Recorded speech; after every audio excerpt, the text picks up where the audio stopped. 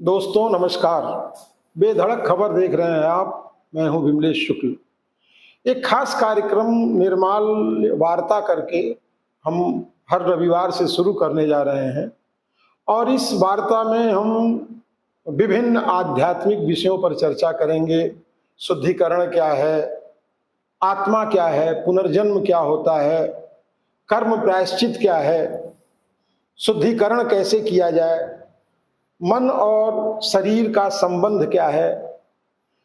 ये सनातन काल से ही जब मनुष्य धीरे धीरे मानवता का जन्म हुआ, धीरे धीरे हम लोग आगे बढ़े तो सकारात्मक के साथ तमाम नकारात्मक चीजें भी आने लगी। तो जीवन से उन नकारात्मक चीजों को दूर करने के लिए समाज में तरह तरह के उपाय किए जाने लगे और उन उपायों से लोगों को राहत भी मिली। ये हमारा धर्म का एक विषय था और उसको धर्म से जोड़ करके हम वैज्ञानिक तरीके से इनका उपचार कर लेते थे। उस समय बहुत सारी आज की तरह दवाएं नहीं थी, चिकित्सक नहीं थे, लेकिन फिर भी वैद्य हुआ करते थे, राज वैद्य हुआ करते थे, लेकिन वो आम जनता की पहुंच से बहुत दूर थे। इस तरह के सैकड़ों विषय हैं जिन पर चर्चा करने के लिए आज शिक्षा के क्षेत्र में काम कर रहे हमारे बड़े भाई सत्येंद्र नाथ पांडे जी हैं और कुछ ईश्वर की अनुकंपा रही है, ईश्वरीय आशीर्वाद इनको है कि बहुत सारा अध्यापन करने के साथ साथ अध्ययन करके इन्होंने जो प्राप्त किया है उस चीज से मैं आपको रूबरू कराना चाहता हूं। आपकी तमाम समस्याओं का समाधान भी इन तरह के कार्यक्रमों में आपका मिल जाएगा। जो कार्यक्रम हम लेके आ रहे हैं इसमें बहुत सारी ऐसी आपकी भी समस्याएं हैं जिनका समाधान हो सकेगा और हम इसको क्रमवार हर रविवार को विषयानुसार एक एक विषय पर चर्चा करेंगे और हमारे साथ हमेशा पांडे जी बने रहेंगे। आपकी भी अगर कोई समस्या है तो उस पर भी अगर आप हमको संपर्क करेंगे तो आपकी समस्याओं के समाधान का प्रयास भी किया जाएगा। फिलहाल इस कार्यक्रम की निर्माल्य वार्ता की शुरुआत आज हम कर रहे हैं और सबसे पहले स्वागत है आपका हमारे इस कार्यक्रम में। धन्यवाद आपको। और आज पहले तो आप निर्माल्य वार्ता जो हम लोगों ने इसका नाम रखा, इस पे आप कुछ हमारे दर्शकों को बताएं। जी, सभी दर्शकों को मेरा प्रणाम। इस कार्यक्रम का नाम निर्माल्य वार्ता रखा गया है और मैं इसके लिए विमलेश भैया को सादर साधुवाद देता हूं कि इस अवसर के लिए मेरा चयन किए।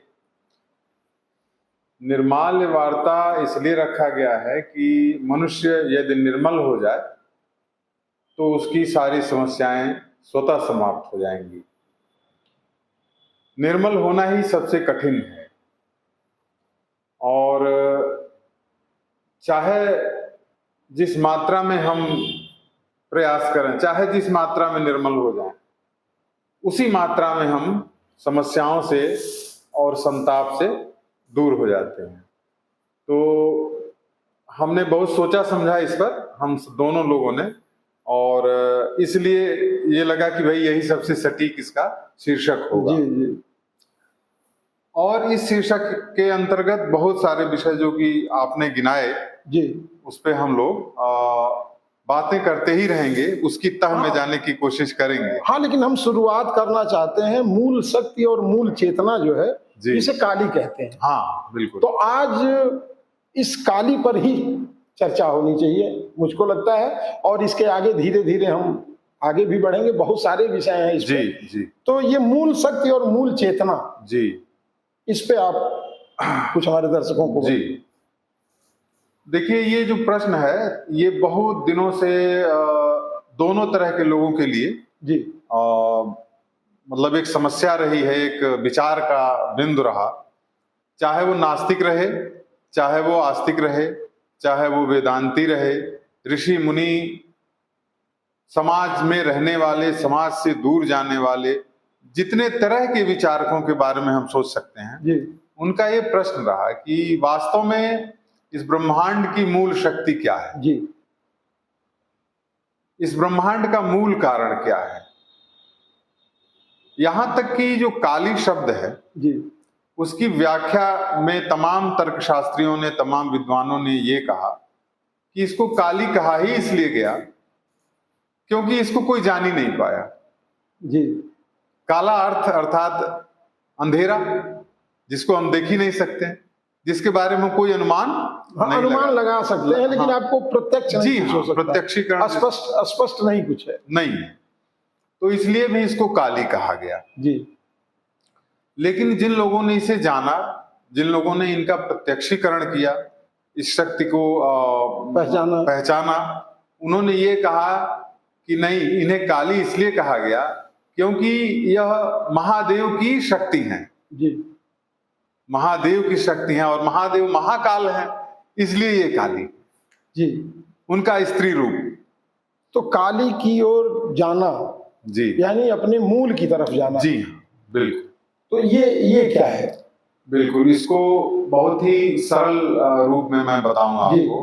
हाँ, हमारे सरल रूप में होगा तो हाँ, हमारे दर्शकों को बिल्कुल आसानी होगी और वो अपनी घर में ही बैठ करके समीक्षा भी कर सकेंगे।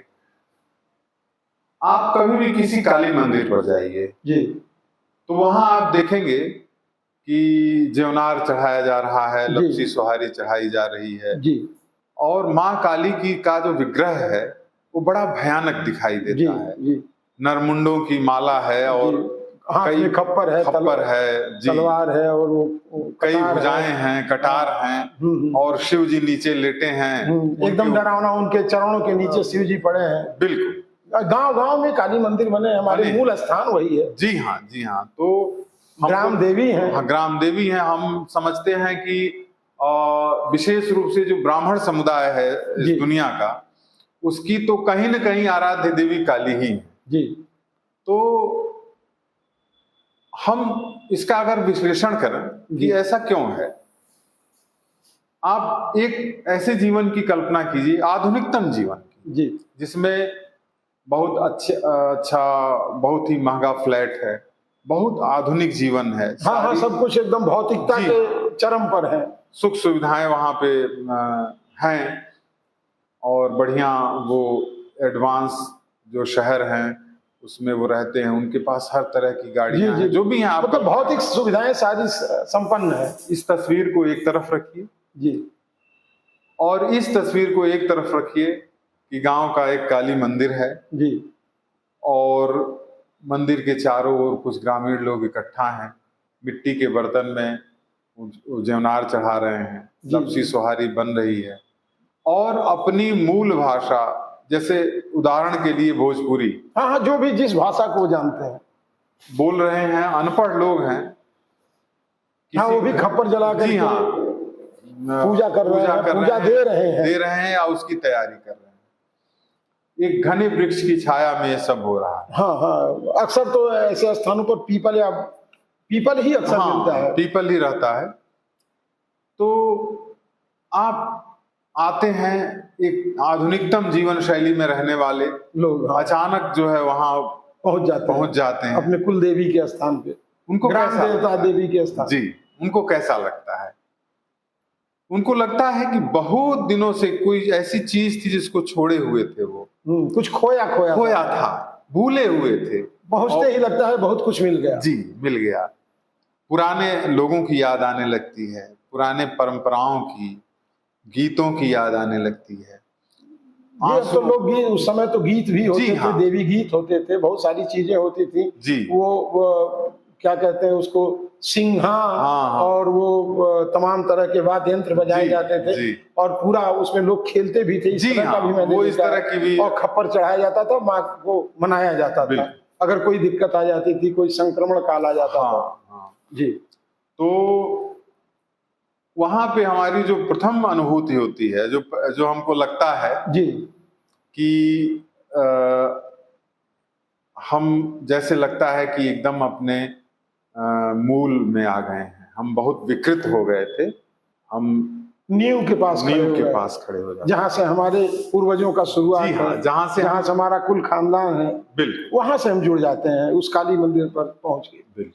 तो इसलिए क्योंकि काली जो है ना, वो सारी शक्तियों का मूल है, सारी शक्तियां जहां से आरंभ हुई हैं वही काली है, और इसीलिए इन्हें मूलाधार निवासिनी कहा जाता है। हाँ हाँ, है सप्तशती में जी लिखा हाँ, हुआ है। ये मूलाधार निवासिनी कहा गया। तो मूलाधार निवासिनी, अगर हम तंत्र की भाषा में बात करें तो जो हमारे कुंडलिनी के 7 चक्र हैं जी, उसमें सर्वप्रथम चक्र मूलाधार है।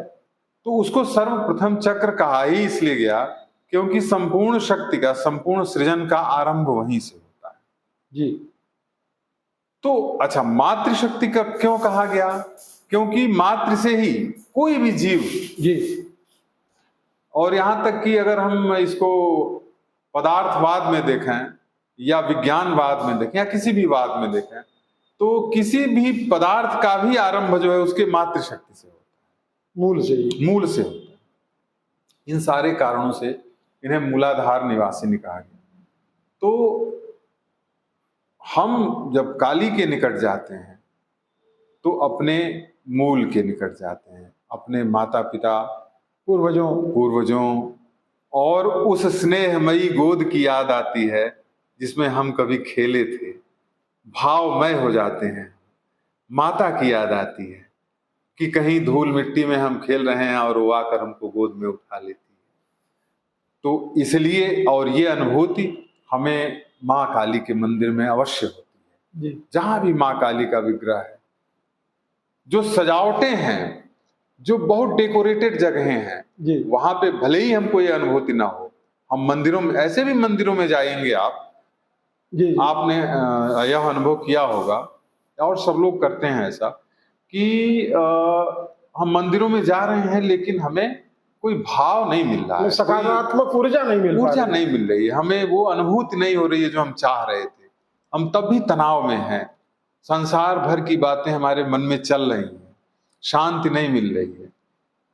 लेकिन आप काली मंदिर में जाइए, और विशेष रूप से ऐसे काली मंदिर में जो थोड़ा ग्रामीण परिवेश में हो, जहां बहुत जिसको भौतिकता भौतिक ना हो, उसको बहुत ज्यादा मानव ने अपने हिसाब से न बना दिया हो, आधुनिकीकृत न कर दिया हो, ऐसे मंदिर में आप जाएंगे तो आपको निस्संदेह अपने बचपन की याद आएगी। ऐसे बहुत सारे मंदिर भी हैं जी कि जहाँ बहुत कम आवाजाही है। हाँ, लेकिन ये तो सत्य है कि वहाँ की ऊर्जा असीम है। हाँ, मतलब उस रास्ते से गुजरते हुए भी आपको एक, मतलब आपकी क्या ऊर्जा है, हमारी क्या ऊर्जा है, वो अलग है, लेकिन ये अनुभूति तो करा ही देती है कि यहाँ कुछ है। बिल्कुल, वो खींच लेती है, वो उसके तरफ मतलब एक आकर्षण तो बढ़ ही जाता है। बिल्कुल बिल्कुल। तो इस काली के साथ एक भैरव का भी स्थान है। हाँ जी।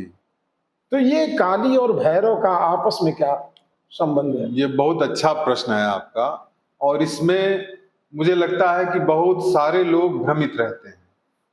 जो एक सामान्य चित्र है, जो सामान्य अवधारणा है भैरव की, वो ये है, अच्छा, बहुत सारे लोगों में तो नकारात्मक अवधारणा है जी। हाँ, भैरव जो सोखा लोग हैं ग्राम्यांचल में, बहुत सारे सोखा ऐसे मिलेंगे जो उनको नकारात्मक शक्ति के रूप में उनकी व्याख्या करते जी, कि वो काली और भैरव को अलग करते। बिल्कुल, काली अलग हैं और भैरव अलग हैं, शिव अलग हैं। हाँ, लेकिन इनका आपस में क्या?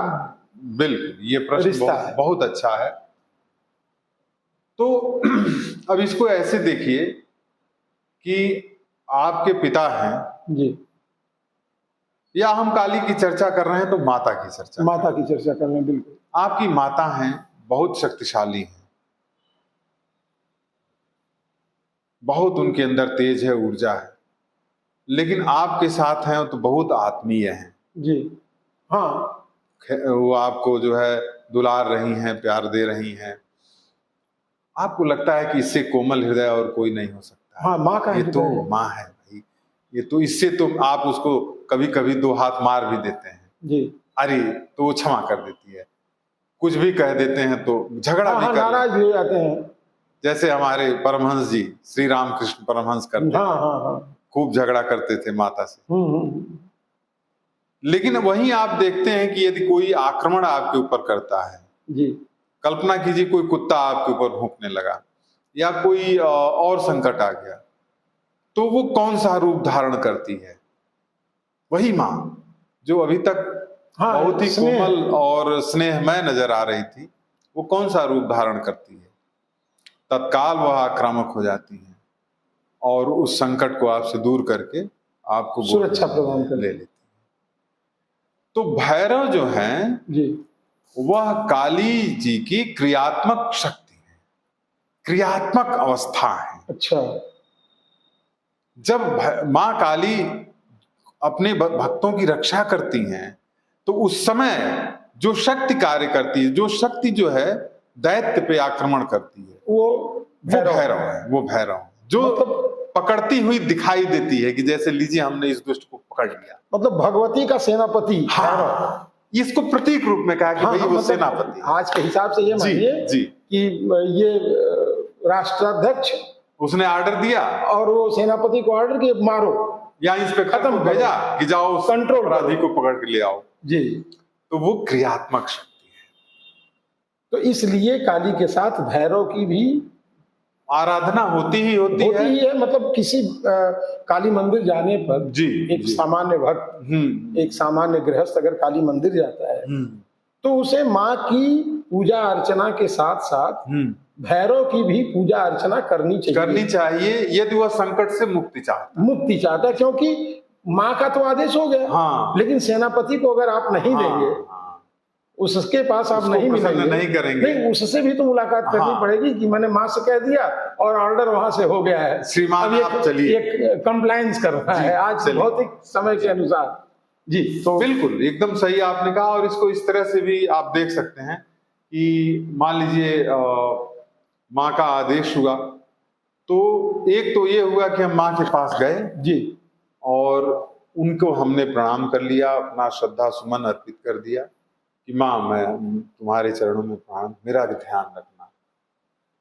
दूसरी अवस्था होती है कि आप संकट में हैं जी, तो आप जाएंगे तो कहेंगे माँ मैं संकट में हूं और आप मुझे इस संकट से दूर कर दीजिए। तो माँ कहेगी कि अच्छा ठीक है, हम भैरव को भेजते हैं। तो भैरव की आराधना का एकमात्र अर्थ है कि माँ का आह्वान करना तत्काल सहयोग के लिए, तत्काल कार्रवाई करने के लिए।